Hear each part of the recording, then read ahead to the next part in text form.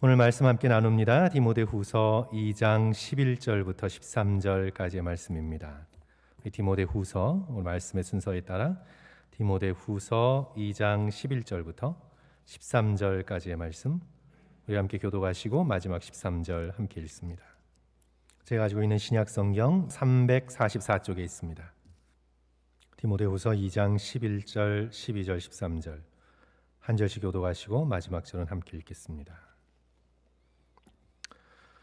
미쁘다 이 말이여, 우리가 주와 함께 죽었으면 또한 함께 살 것이요, 참으면 또한 함께 왕노릇할 것이요, 우리가 주를 부인하면 주도 우리를 부인하실 것이라. 같이 읽습니다. 우리는 미쁨이 없을지라도 주는 항상 미쁘시니 자기를 부인하실 수 없으시리라. 아멘. 아멘. 우리 디모데후서는 사도 바울의 마지막 편지로 알려져 있습니다. 로마 감옥에 갇혀 있으면서 순교를 예감하고는 이제 자신이 죽고 난 이후 앞으로의 초대교회를 이끌고 갈 영적인 아들 디모데에게 이제 두 번째 편지를 보내는 유언과도 같은 그런 편지입니다. 아마도 많은 지지자들이 사도 바울이 감옥에 갇혀 있는 것을 보고 그를 떠나갔던 것 같습니다.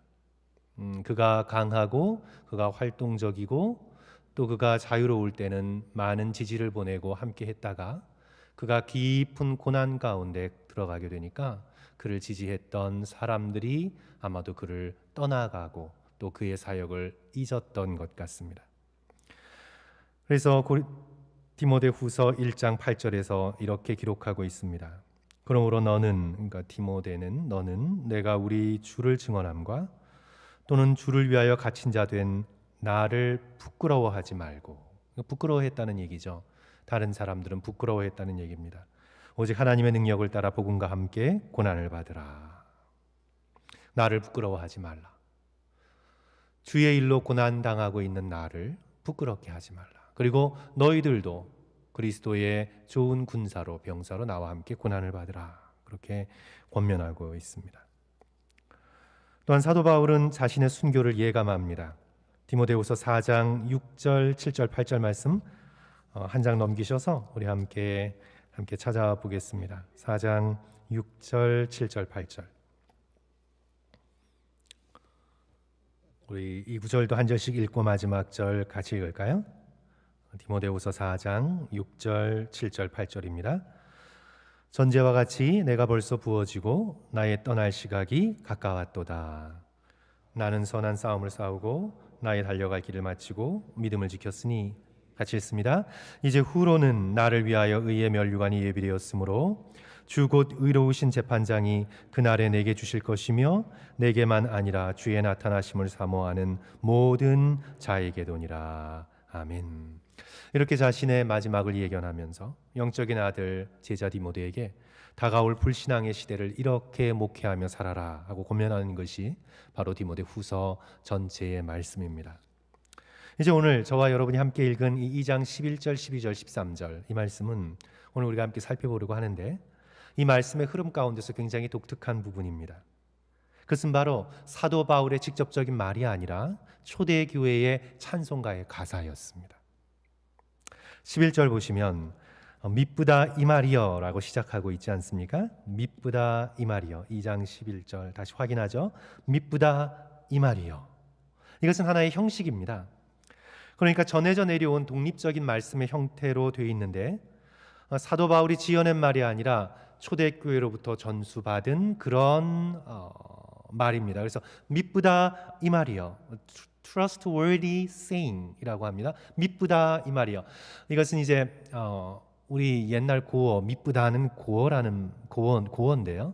그것은 신실하다, 참되다 그런 뜻이죠. 그러니까 이 말은 참된 말이라. 이 말은 진실된 말이라. 그러면서 이제 11장 후반부부터 그 말이 시작되는 거죠. 그런데 이것이 사도 바울의 이 서신서를 지어가는 하나의 형식 가운데 들어있는 것인데 우리 디모데전서도 성도 여러분 한번 찾아볼까요? 우리 디모데전서 1장 15절 후서가 아니라 디모데전서입니다. 거기 보시면 우리 또 한번 같이 읽을까요? 슬라이드 참조하셔도 되고요. 우리 15절 미쁘다 시작. 미쁘다 모든 사람이 받을 만한 이 말이요. 그 말이 어떤 말입니까?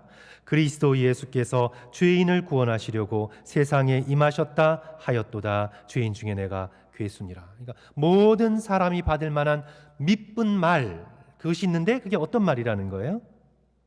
그리스도 예수께서 죄인을 구원하시려고 세상에 임하셨다. 이것은 사도 바울이 지어낸 말이 아니라 그가 초대교회에 기록된 말씀 또는 구전으로 전해진 말씀을 받은 것이죠.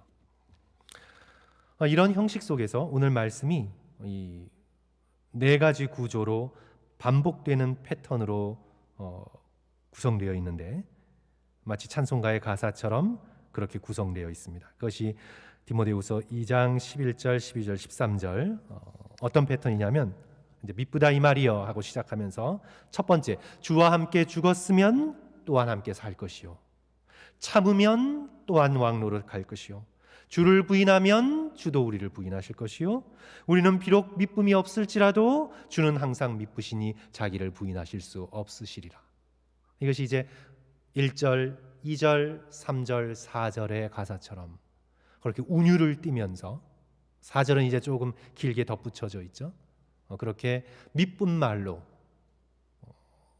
전해져 내려온 그런 말씀입니다. 그래서 이 말씀은 항상 운율에 담았을 것 같아요. 이렇게 곡조가 있었을 것 같아요. 어떤 곡조인지 우리는 알 수 없죠. 그러나 이것을 곡조에 담아서 초대교인들은 항상 찬송했을 것이고 사도 바울도 감옥에 갇혀 있으면서 찬송했을 것이고 디모데에게 이 찬송을 알려주고 있으면서 오늘 이 말씀 속에 기록되어 있는 거죠. 그래서 저와 여러분이 굉장히 아주 이른 초대교회의 찬송가를 살펴보고 있는 것입니다. 이 찬송가를 살펴보면서 그리고 초대 교우들은 그리고 사도 바울은 디모데는 이 찬송을 부르면서 무엇을 결심하게 되었을까? 그것을 오늘 이 시간 함께 찬송가가 4절이니까 네 가지로 나누어서 오늘 말씀을 살펴봅니다. 첫째로 우리는 죽어야 한다. 이 찬송을 부르면서 그들은 결심했을 것입니다. 우리는 죽어야 한다. 우리 11절 말씀 다 같이 한번 더 읽겠습니다. 디모데후서 2장 11절 다시 읽습니다. 시작. 미쁘다 이 말이여 우리가 주와 함께 죽었으면 또한 함께 살 것이요 죽으면 살 것이다. 성도 여러분, 이것이 바로 사실 생명의 법칙입니다. 번데기는 번데기의 삶에서 죽어야 나비가 됩니다. 그렇죠? 번데기가 그냥 번데기로서 그냥 있겠다고 고집하면 그것 자체로 죽음입니다. 번데기의 껍질을 벗고 어떤 의미 속에서 죽어야 나비로 날아갈 수 있습니다. 계란도 성도 여러분 생각해 보십시오. 계란 그대로 있으면 정말 죽은 것입니다. 그러나 계란의 껍질을 깨고 어떤 의미에서 죽어야, 계란의 껍질이 깨어지고 그 계란이 죽어야 어떻게 돼요? 병아리가 나는 거죠. 이것이 생명의 법칙입니다. 도토리도 마찬가지입니다. 도토리가 그 안에 갇혀서 나는 죽지 않겠다고 그것 자체로 자기 자신이 변하지 않겠다고 고집하며 도토리의 껍질 가운데 있으면 그것은 그냥 그 자체로 죽음입니다. 그 자체로는 살 수가 없어요. 어떤 의미에서 어떻게 땅에 심겨져서 껍질을 깨고 죽은 상태가 돼야 올라오는 생명을 받아 누릴 수 있습니다. 이것이 오늘날 육적인 생명의 본질이죠. 죽어야만 차원이 다른 삶을 살게 됩니다. 죽지 않겠다고 나는 영원한 번데기로, 나는 영원한 계란으로, 나는 영원한 도토리로 살겠다고 하는 것 자체가 죽음입니다. 그래서 오늘 표현 여기서 죽으면 살 것이다. 이 말씀 미쁘다 이 말이요 우리가 주와 함께 죽었으면 또한 함께 살 것이다. 아마도 초대교회의 교우들은 세례를 받으면서 이 찬송을 불렀을 가능성이 아주 높습니다. 물속에 들어감으로 죽는 거죠. 자신의 죄된 삶, 옛날 자신의 육적인 삶에서 죽습니다. 그리고 물 위로 나오면서 하나님을 믿는 믿음으로 성령으로 다시 살게 됩니다. 그래서 오늘 우리는 이 찬송을 우리가 함께 부르면서 죽기 전에 미리 죽어야 한다. 그것을 성도 여러분 깨닫는 저와 여러분이 되었으면 좋겠습니다. 우리가 육체적으로 정말 마지막 죽음을 맞이하기 전에 우리는 살아있는 동안 죄에 대하여 죽고 세상 욕심에 대하여 죽어야 한다. 우리 지난주에 살펴본 것처럼 술 취함과 방탕함, 음란과 호색, 다툼과 시기에 대하여 죽어야 한다. 그런 것들이 더 이상 나를 지배하지 못하도록 육적인 것에서 살아있는 동안 죽어야 한다. 그것이 바로 예수 그리스도께서 우리에게 가르쳐 주신 십자가의 삶이죠. 누구든지 나를 따라오려거든 자기를 부인하고 자기 십자가를 지고 나를 좇을 것이니라. 십자가를 지는 삶입니다. 이 말씀에 순종하여 사도 바울은 갈라디아서 2장 20절에서 고백하고 있습니다. 내가 그리스도와 함께 십자가에 못 박혔나니 그런즉 이제는 내가 사는 것이 아니요 우리 찬송 부른 것처럼 오직 내 안에 그리스도께서 사신 것이라. 나는 죽었습니다. 실제로 죽기 전에 이미 죽었습니다. 죄를 추구하고 명예를 추구하고 자기 욕망을 쫓아가던 나 자신은 십자가에 못 박혔다. 죽었다. 그런 나는 이미 죽어버렸다. 그런데 이것이 잘 죽지 않는 것 같아. 한 번 죽는 것이 어려워. 죄에 대해서 세상 욕망에 대해서 고린도전서 15장 31절 나는 매일 날마다 죽는다. 형제들아 내가 그리스도 예수 우리 주 안에서 가진 바 너희에 대한 나의 자랑을 두고 단언하노니 나는 I die every day. 나는 날마다 죽노라. 이것이 오늘 우리들의 십자가를 지는 삶의 모습이죠. 다시 한번 강조합니다. 지금 살아있을 때 죽으면 우리의 육체적인 죽음은 부활의 생명으로 들어가는 생명의 문이 됩니다. 하지만 내가 살아있는 동안 죽지 않고 육체적인 죽음을 맞이하면 그것은 둘째 사망, 영원한 죽음으로 이어지게 됩니다. 그래서 죽기 전에 죽으라. 이것이 굉장히 중요한 말. Die before you die. 여러분이 죽기 전에 살아있는 동안 십자가에 못 박혀라.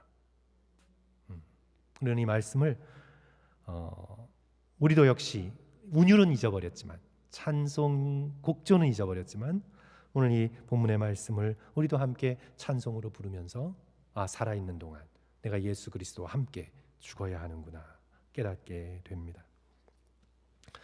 우리 전남 광주 지역의 나환자들과 고아들을 돌보며 청빈의 삶을 살았던 우리 광주의 성자로 그렇게 불려진 우리 오방 최흥종 목사님이라는 분이 있습니다. 굉장히 성자로 불려지는 한국이 낳은 위대한 성자로 불려지는 그런 목사님입니다. 그분이 한 번은 친지들에게 사망 통지서를 보냈어요. 글을 써서 사망 통지서를 보냈습니다. 친지들에게. 당신들이 알고 있던 그 최흥종은 죽었다. 이렇게 편지를 보냈어요. 성도 여러분, 여러분들도 한번 생각해 보세요. 여러분들이 알고 있던 나 아무개는 죽었다. 이렇게 사망 통지서를 보냈어요. 그 이후에 철저히 세상의 욕심을 버리며, 왜냐하면 죽어버렸으니까, 오직 예수님과 가난한 자들만을 위해 나머지 삶을 살았습니다. 우리의 각자의 삶의 방식은 다 다르겠죠. 우리가 하나님의 부르심을 따르는 삶의 방식은 다르겠지만 한 가지는 분명합니다. 당신들이 알던 그 아무개는 죽었다. 십자가에 못 박혔다. 그래서 우리가 우리가 새벽 기도회, 특별 새벽 기도에 나는 것처럼 십자가는 예수님의 십자가만이 아니에요. 성도 여러분, 우리는 물론 예수님의 십자가를 강조해야 되지만 우리는 예수님의 십자가 그 옆에 내가 달리는 십자가, 내가 못 박힌 십자가, 예수께서 못 박히셨으니 예수 그리스도와 함께 못 박힌 나의 십자가, 이것이 있어야 돼요.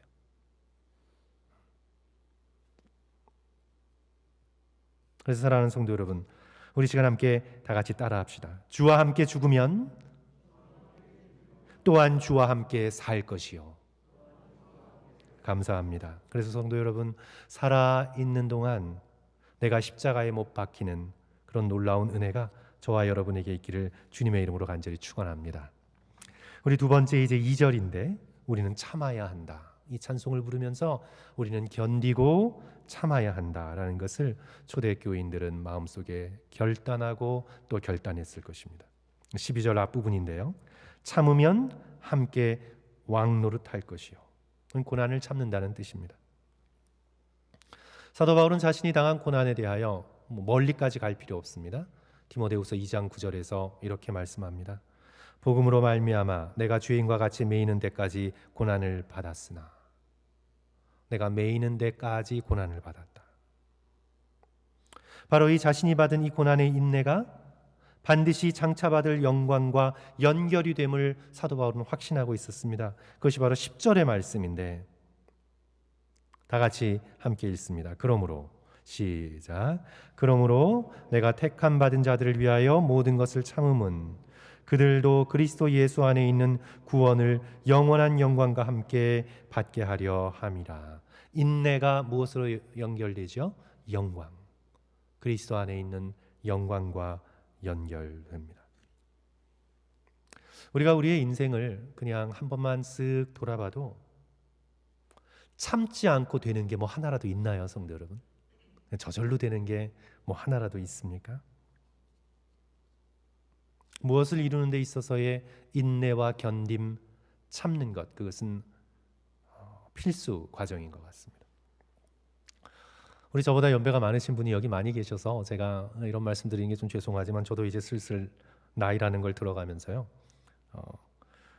건강 이슈로 인해서 듣게 되는 많은 소리가 요즘 워낙 하체 근육이 중요하다, 상체 근육도 중요하지만 이 허벅지 근육이 중요하다.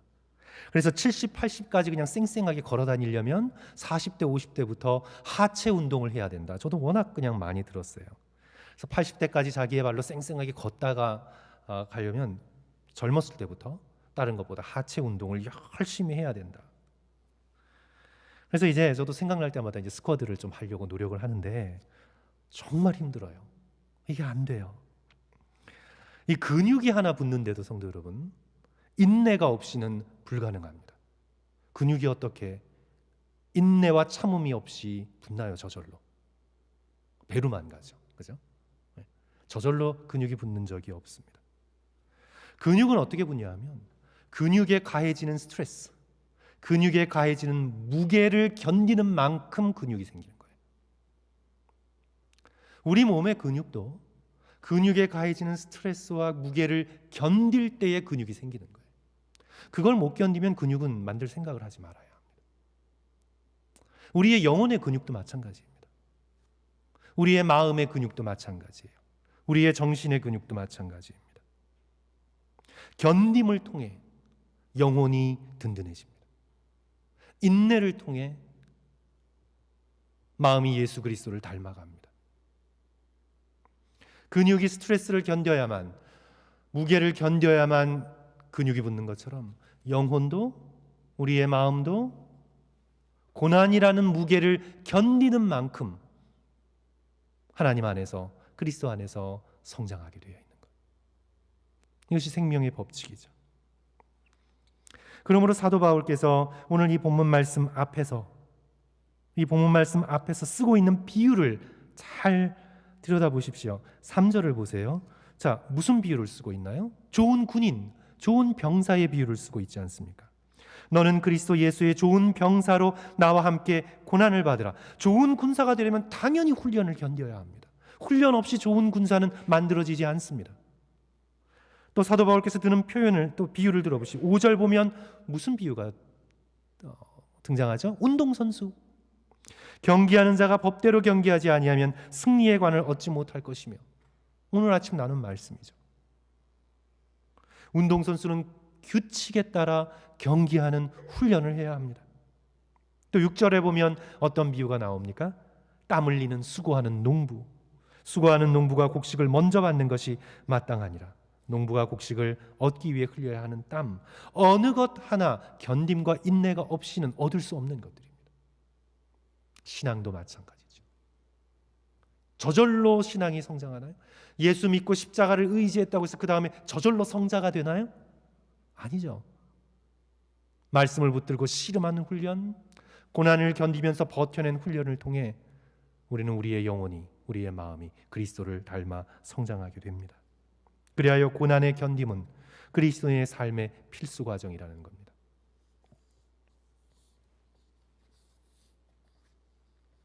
그래서 우리는 이 찬송가의 가사를 부르면서 우리 역시 견디면, 참으면 어떻게 해요? 예수 그리스도와 함께 왕처럼 왕 노릇하게 될 것이다. 그것을 오늘 우리에게 가르치고 있죠. 그 다음에 세 번째로요, 어떤 경우에도 주를 부인하지 말자. 이게 3절에 나오는 거예요. 초대교우들은요, 왜냐하면 당장에 칼로 형틀로 다가온 고난이 임박해 있었기 때문에 어떤 경우에도 예수 그리스도를 부인하지 말자. 그는 그렇게 찬양을 했습니다. 오늘 우리 미국에 살아가는 우리 교우들이 그렇게 결단하나요? 매주마다 모여서 서로 인사할 때 우리 어떤 경우에도 주를 부인하지 맙시다. 형제요, 자매요, 장로님, 권사님, 어떤 경우에도 우리는 주님을 부인하지 맙시다. 성도 여러분, 이런 결의, 이런 결단, 이런 믿음의 빛나는 순간들이 우리 가운데 있나요? 제발 좀 교회라도 나옵시다. 이것이 우리의 바람이죠. 성도 여러분, 우리 12절 중간 부분이죠. 우리가 주를 부인하면 주도 우리를 부인하실 것이라. 무시무시한 말씀입니다. 말씀드린 것처럼 초대교회 밖에는 칼과 불로 왔어요. 그래서 이 칼과 불 앞에서 예수를 부인했던 많은 사람들이 있었습니다. 육체적으로 당하는 고난이 무서워서 그냥 황제의 신상에 고개를 까딱 숙이며 절을 했습니다. 우리가 들어서 알고 있죠. 초대교회 서머나교회의 감독이었던 폴리카베의 고백이 유명합니다. 로마 황제에 대한 예의로 드리는 척만 하라고 심판관이 애원을 했지만 폴리카비 이렇게 되물었죠. 이 80평생 주님은 한 번도 나를 부인하지 않으셨는데 내가 어찌 이 늙은 나이에 죽음이 두려워 주를 부인할 수 있는가? 그는 찬양하며 예수님의 이름을 높이며 기꺼이 화형을 선택했습니다. 오늘날 이 미국에 사는 그리스도인들은요, 누가 예수 믿는다고 총이나 칼을 들이대지 않죠. 너 그리스도인이라고 크리드 카드를 뺏어가지 않죠. 근데 오늘날 우리가 당하는 시험은 바로 물질 때문에, 안락함 때문에 우리가 당하고 있는 겁니다. 그래서 우리는 양심에 들리는 예수님의 음성을 거부합니다. 우리의 양심을 통해 말씀하고 계시는 예수 그리스도의 음성을 거절합니다. 못 들은 척합니다.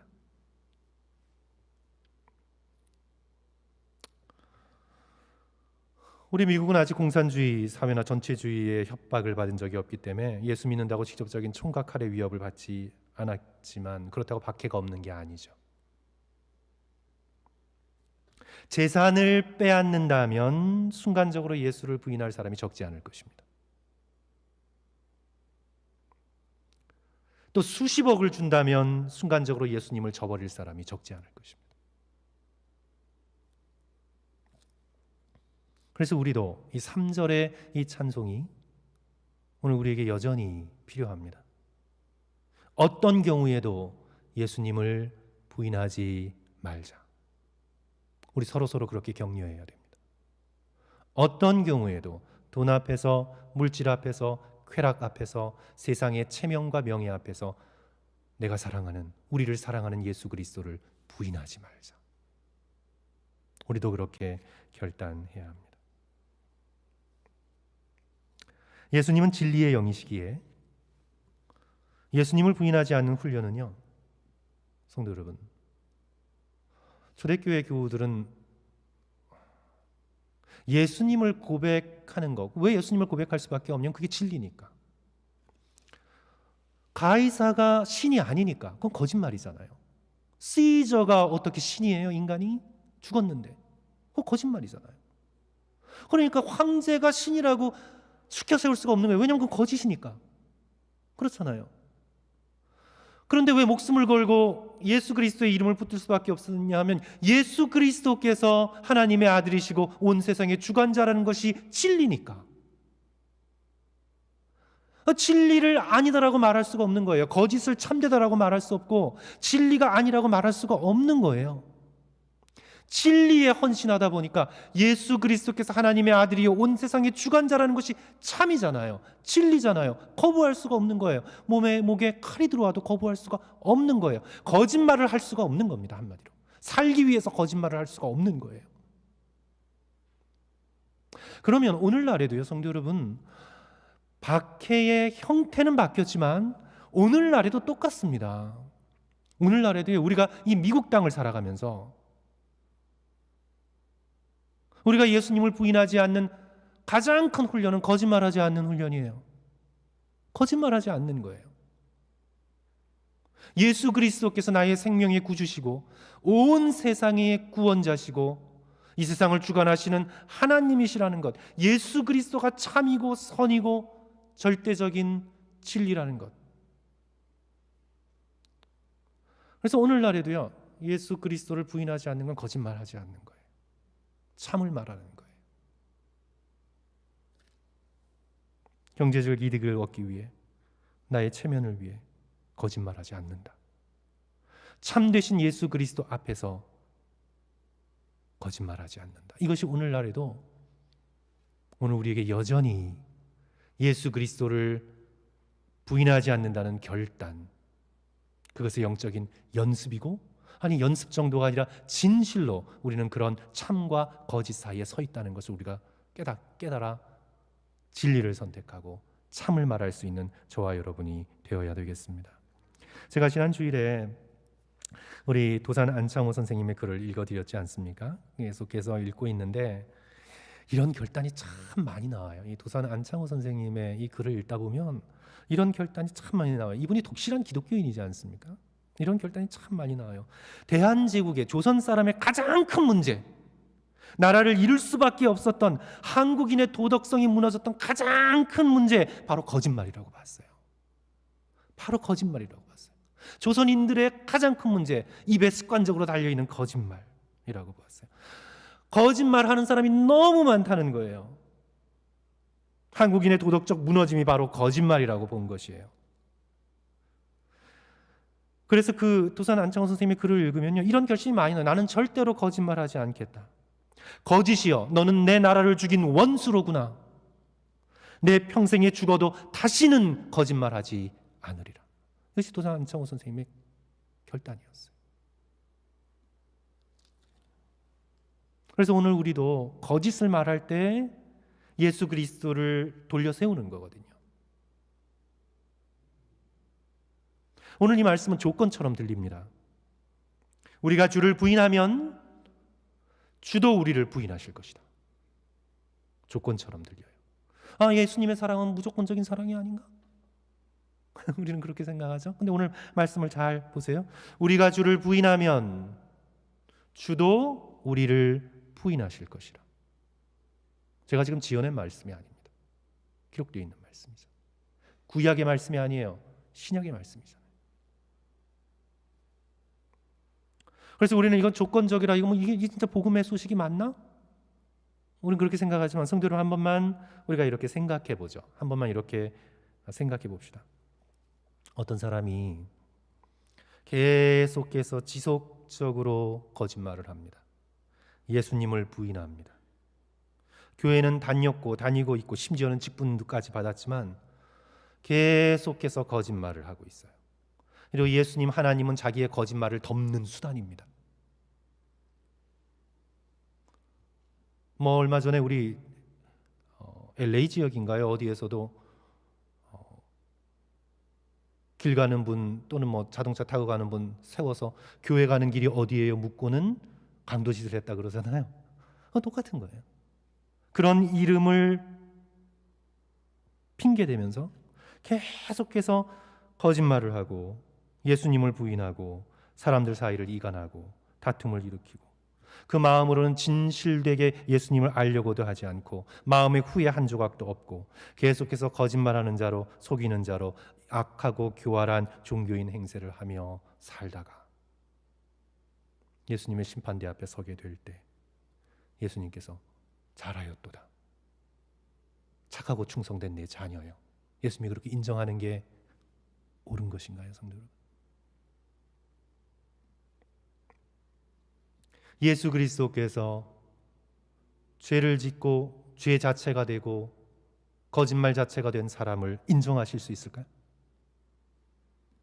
예수님은 거짓을 인정하실 수 없습니다.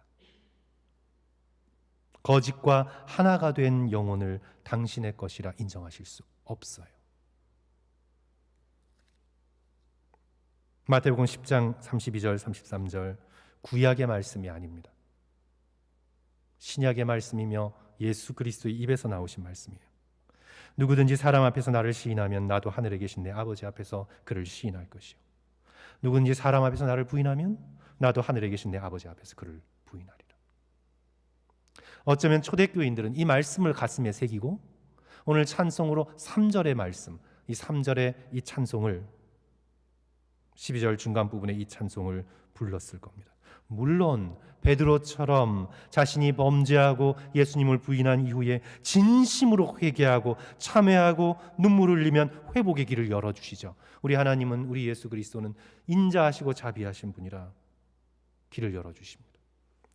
그러나 지속적으로 습관적으로 계속된 거짓말과 거짓된 행실로 예수 그리스도를 부인하면, 그리스도를 속이면, 거짓에 깊이 빠져들어 헤어나오지 못하면 그는 거짓의 사람이 되고 거짓의 아비인 사단에게 속한 사람이 되는 거죠. 이런 자를 향해 예수 그리스도께서 너는 내 제자다, 너는 내 양이다, 나의 구속된 백성이다 당연히 말씀하실 수 없죠. 당연하죠. 그러므로 사랑하는 성도 여러분, 우리 모두 초대 교우들과 같은 그런 깨어있는 각성 속에서 우리도 어떤 상황이 있어든지 예수 그리스도를 부인하지 말자. 우리가 내 양심 속에 예수 그리스도를 앞에 두고 모든 거짓을 버리고 거짓을 말하지 말자. 그렇게 결단하는 저와 여러분 되시기를 주님의 이름으로 간절히 축원합니다. 우리 마지막 네 번째요. 그리스도의 신실하심을 신뢰하자. 우리 13절 말씀 다 같이 읽을까요? 13절 우리는 미쁨이 없을지라도 같이 읽습니다. 시작. 우리는 미쁨이 없을지라도 주는 항상 미쁘시니 자기를 부인하실 수 없으시리라. 아멘. 미쁨 말씀드린 것처럼 신실함입니다. 고어예요. 우리 옛날 말이죠. faithful이라는 말이에요. 신실하시다. 우리는 미쁨이 없을지라도 우리는 신실하지 않습니다. 먼저 예수님을 부인한 건 인간입니다. 인간이 신실하지 않았습니다. 구약의 이스라엘 백성들의 맺은 계약을 생각해 보십시오. 인간이 먼저 깼습니다. 언제나 약속은 인간이 먼저 깼습니다. 하나님이 약속을 깨신 적이 없어요. 인간이 미쁘지 않기 때문에, 신실하지 않기 때문에 인간이 약속을 항상 먼저 깼습니다. 아담과 하와는 하나님과의 약속, 선악과를 먹지 말라는 약속을 깨버렸습니다. 인간이 항상 먼저 깼습니다. 하나님께서 이스라엘과 신의 언약을 맺으셨죠. 인간이 먼저 십계명을 깼습니다. 우상을 섬깁니다. 하나님보다 세상을, 애굽을 더 좋아합니다. 사사기를 우리가 보아왔죠. 이들은 약속을 밥 먹듯이 깹니다. 인간은 항상 신실하지 않습니다. 신약에서도 마찬가지입니다. 제자들은 실패했습니다. 베드로는 부인했습니다. 유다는 배반했습니다. 아나니와 삽비라는 거짓말했습니다. 자칭 사도들, 거짓 선생들, 다른 복음을 전하며 예수 그리스도의 십자가의 피를 다 섞어버립니다. 인간은 미쁘지 않습니다. 항상 먼저 약속을 깹니다. 그러나 우리 하나님은 끝까지 신실하십니다. 하나님은 한 번도 먼저 약속을 깨지 않으십니다. 인간이 깼어요. 하나님은 언제나 약속에 신실하셨습니다. 가인의 이마에 표를 주어 살인한 자에게까지 살 수 있도록 하나님께서 그에게 표를 주시고 끝까지 지키셨습니다. 하나님은 약속을 깨지 않으십니다. 노아와 맺은 무지개 언약도 하나님께서 끝까지 신실하게 지키십니다. 아브라함은 하나님의 언약을 의심했고 인간적인 방법을 썼어도 하나님께서는 아브라함을 향해 끝까지 신실하셨습니다. 우리 하나님은 신실하신 하나님이십니다. 이스라엘은 끊임없이 변절해도 하나님께서는 다윗과 맺으신 메시아의 언약 그리스도를 주시겠다는 그 언약을 끝까지 지키셨습니다. 다윗은 간음하고 살인했어도 그의 후손을 통해 세상을 구원할 메시아 다윗의 후손을 주시겠다는 약속을 끝까지 지키셨습니다. 인간은 약속을 깼어도 하나님께서는 약속을 먼저 깨지 않으십니다.